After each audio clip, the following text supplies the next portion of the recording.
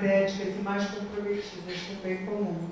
E que essa intercâmbio, essa relação com os movimentos, essa relação seja realmente uma realidade promissora, que abra espaço para mais participação, porque é a democracia participativa que vai melhorar a democracia representativa. Obrigada, gente.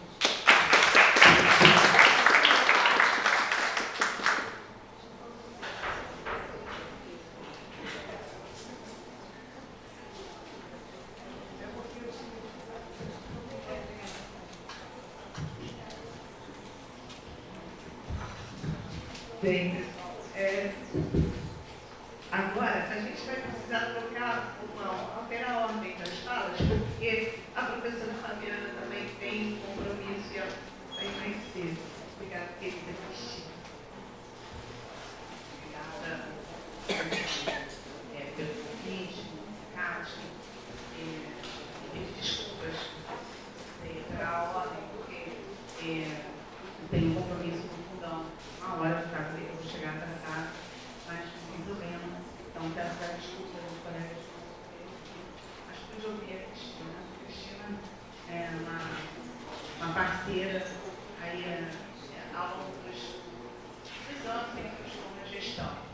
Eu estava como vice-diretora da Escola de Química e sempre a Cristina estava lá me auxiliando e depois como diretora.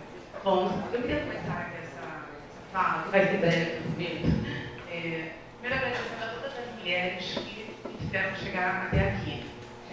As mulheres de nomes, minha avó, minha tia, a Martinha, que cuidava do meu filho para eu poder doutorado, a Jaqueline, que está lá agora cuidando da minha casa.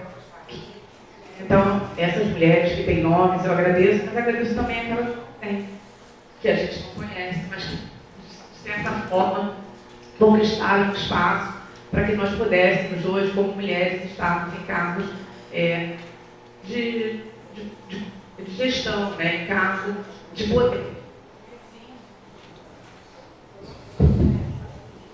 Acho que agora dá. Porque quando uma mulher chega num cargo,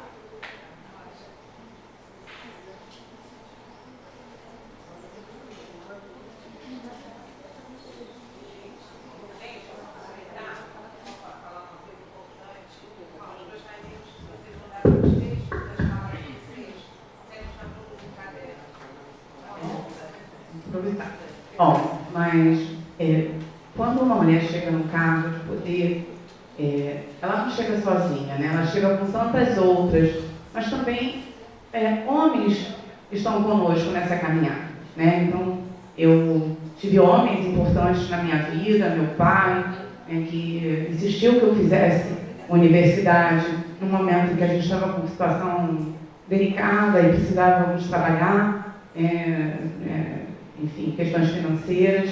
Ao meu avô, que me ensinou a ser tricolor, e hoje eu estou aqui com o coração apertado, depois da derrota do Vasco. E ao professor Roberto Medronho, que me convidou para ser chefe de gabinete. Eu estou aqui para falar um pouco sobre ser mulher na administração central, o papel das mulheres. Nós somos maioria de mulheres nessa reitoria.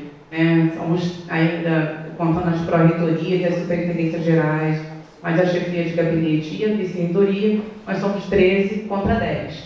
Então, nas reuniões de equipe, muitas das vezes eles se calam porque a gente fala e fala mais alto, sim, não mais alto porque a gente grita e é louca, né? Quem aqui nunca ouviu dizer que é louca, aquela professora é louca, aquela mulher é louca? Não, mas calam porque nos respeitam, né? Porque a gente tem um espaço de estar ali, um espaço que é nosso, conquistado aí ao longo da nossa trajetória profissional.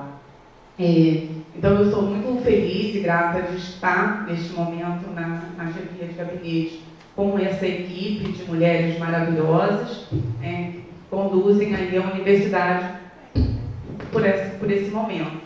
Eu vou contar um caso rápido, acho que aqui foi o momento de contar casos. Eu ainda estou de licença no cargo de direção da Escola de Química. Eu comecei como vice-diretora, convidada por um homem, que eu também me conduziu até aqui, né, até esse cargo, o professor Eduardo Mack, que hoje é o nosso pró-reitor de assistência estudantil. E depois eu me tornei diretora e convidei a professora Andréia para ser minha vice-diretora naquela gestão. Não a convidei por ser mulher, eu convidei pela competência da Andréia que está à frente comigo da direção da Escola de Química. E foi a primeira direção de mulheres no Centro de Tecnologia. Né? Eu sou para quem não sabe, eu sou da Engenharia Química, né?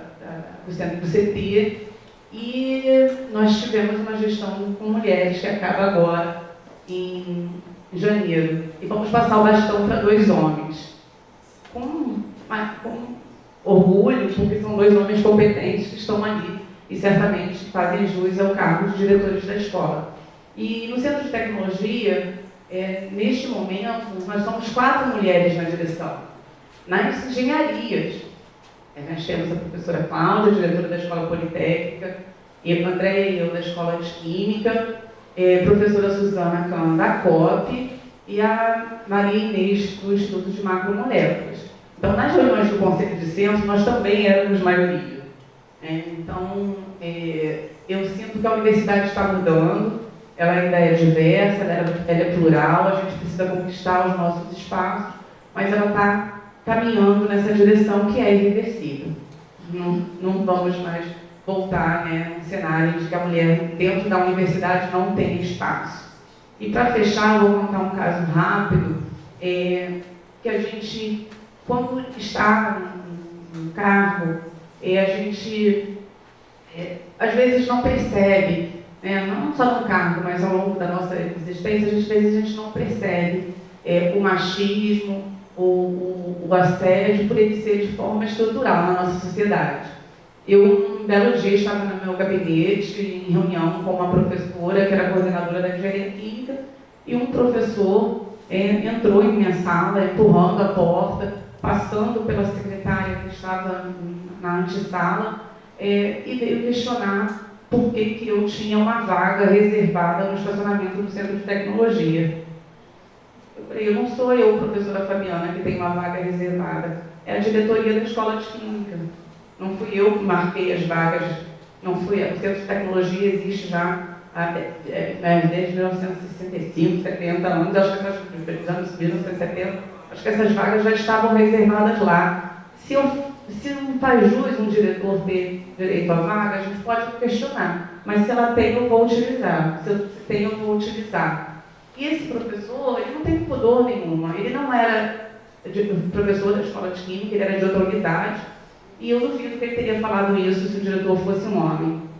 Eu duvido que ele teria invadido uma sala de uma diretoria, de uma unidade, se fosse um homem sentado ali. Se fosse um homem na antessala falando para ele não entrar. Num dado momento eu não identifiquei assim. Eu respondi, reagi ao professor com delicadeza, que eu acho que realmente precisamos ter esse espaço, mais firmeza. E só depois, parando, pensando naquele episódio, eu falei, eu acho que eu sofri um machismo.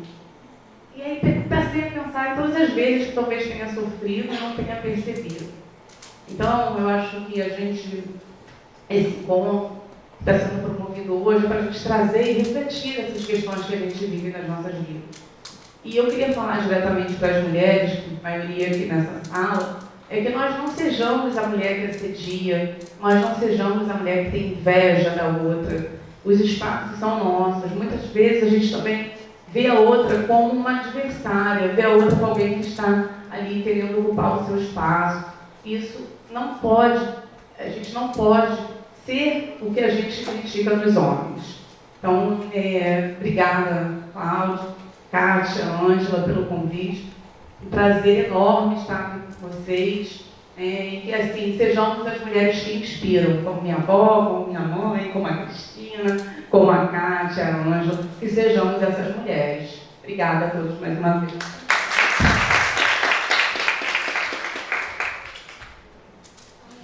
Obrigada, Fábio. Você vai ficar mais um pouquinho? Adriana? Vai ser. Agora a gente quer tomar uma.